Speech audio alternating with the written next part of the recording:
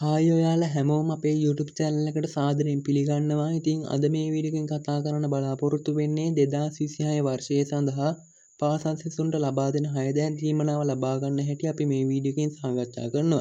ඉතින් අපේ YouTube channel එකට තාමත් අලුත් කෙනෙක් නම් පුංචි වෙලාවක් කරන් channel එක subscribe කරන්න bell icon එක all press කරගන්න. එතකොට තමයි අපි දාන අලුත් වීඩියෝස් වලට නැරඹීමට හැකියාව තියෙන්නේ.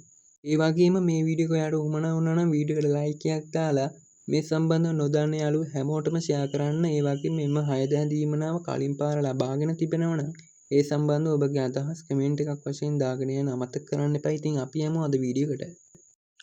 ඉතින් මෙම පාසල් ළමුන්ගේ 6 දෑන් දීමනාව ලබා දෙන්නේ මේ කියන කාණ්ඩවලට. ඉතින් අස්සසුම ප්‍රතිලාභී පවුල්වල සිටින පාසල් ළමුන්ටත් ඒ වගේම පාසල් ළමුන් 300ට අඩු සීළු පාසල් වලටත් ඒ වගේම ළමා සංවර්ධන මධ්‍යස්ථානවල සිට පාසලට පැමිණෙන පාසල් සිසුන්ටත් පිරිවෙන් වෙන ඉගෙනු ලබන ගිහි පැවිදි සිසුන්ටත් ඒ වගේම අස්සසුම ප්‍රතිලාභී පවුල්වලට අයත් නොවන දෙමව්පියන් අහිමි ළමුන් මව හෝ පියා ආබාධිත පවුල්වල සිටින ළමුන්ටත් මෙම 6 දෑන් දීමනාව ලබා දීමට සැලසුම් කරලා තිබෙනවා.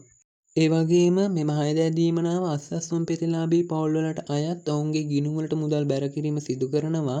ඉතින් අනිත් කාණ්ඩවලට මෙම දීමනාව වවුචර් පත් මගින් තමා ලබා දීමට කටයුතු කරන්නේ.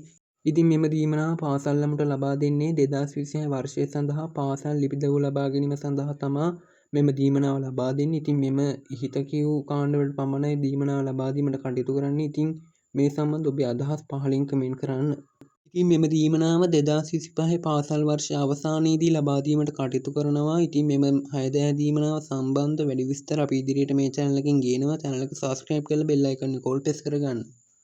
ඉතින් රජයෙන් ලබා දෙන සිළු දීමනාව සම්බන්ධ වීඩියෝස් අපේ channel එකෙන් ඉදිරියට ගේනවා. ඉතින් channel එකත් එක්ක එකතු වෙන්න කියලා ඔයාලා හැමෝටම ආරාධනා කරනවා. ඉතින් අදට අපි සමු ගන්නවා. ඉතින් තවත් අලුත් දවසක අලුත් වීඩියෝ එකකින් හමු වෙමු. ඔයාලා හැමෝටම සුබ දවසක්.